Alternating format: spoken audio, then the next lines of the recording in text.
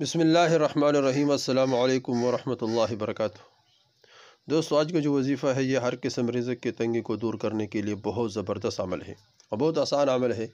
اگر مہینے میں بھی ایک مرتبہ گھریلو اشیاء پر پڑھ لی جائے تو انشاءاللہ اللہ جل شانہ اس میں بہت برکت عطا فرمائیں گے، اور اتنا برکت عطا فرمائیں گے کہ انسان سوچ بھی نہیں سکتے۔ آج کل یہ بہت بڑا مسئلہ ہے، ہر آدمی لگا ہوا ہے کمائی میں لیکن برکت نہیں ہے۔ گھر کے جتنے بھی افراد ہیں سارے کے سارے کمائی میں لگے ہوئے، کوئی بیرون ملک میں، کوئی پاکستان میں لگے ہوئے ہیں۔ صبح سے لے کر شام تک کام کرتے کرتے کرتے تھک جاتے ہیں، لیکن گھریلو جتنی ضروریات ہے، حاجات ہے، وہ پورا نہیں ہوتے۔ سارے لوگ پریشان ہیں، تو اس پریشانی کے بہت زبردست حل ہے۔ اور ایک تو یہ وظیفہ بھی پڑھ لیں۔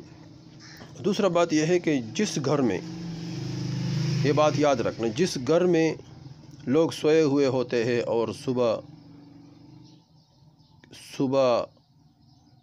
اٹھ نہیں سکتے ہیں، نہیں اٹھتے ہیں، اور سورج نکل جاتے ہیں پھر بھی یہ سوئے ہوئے ہوتے ہیں، تو یاد رکھنا اس گھر میں کبھی بھی برکت نہیں ہوگی، کیونکہ حدیث میں آتا ہے کہ صبح اللہ جل شانہ رزق تقسیم فرما دیتے ہیں۔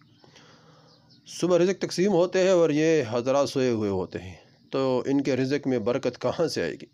تو سب سے پہلے وظیفہ سے سب سے پہلے کام یہ کرے کہ صبح کے جتنے بھی افراد ہے گھر میں، تو صبح کی نماز سارے کے سارے پابندی کے ساتھ پڑھیں۔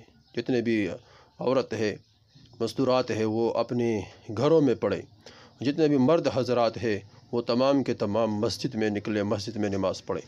پھر دیکھیں اللہ جل شانہ اس گھر میں کتنے برکت عطا فرمائیں گے، کتنے سکون ہوں گے، کتنے چین ہوں گے، کیونکہ سارے لوگ پریشان ہیں۔ پریشانی کا حل کیا ہے؟ پریشانی کا حل یہ ہے کہ اللہ جل شانہ کے احکامات کو مانیں۔ ومن اعرض عن ذکری فإن له معیشة ضنکا ونحشره یوم القیامة اعمی۔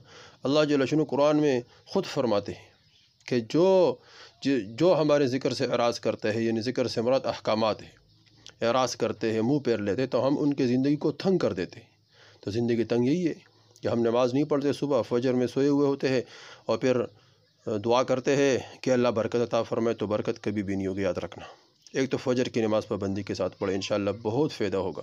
اور دوسرا یہ وظیفہ پڑھے، گھر کے تمام اشیاء پر، کھانے پینے کی جتنی بھی اشیاء ہے ان پر یہ وظیفہ پڑھے۔ بہت آسان وظیفہ ہے۔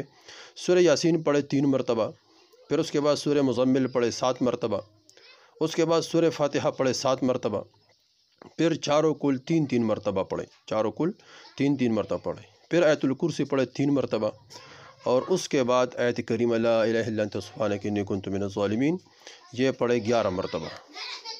اس عمل کو روزانہ کریں انشاءاللہ، یا مہینے میں 1 مرتبہ کریں، بہت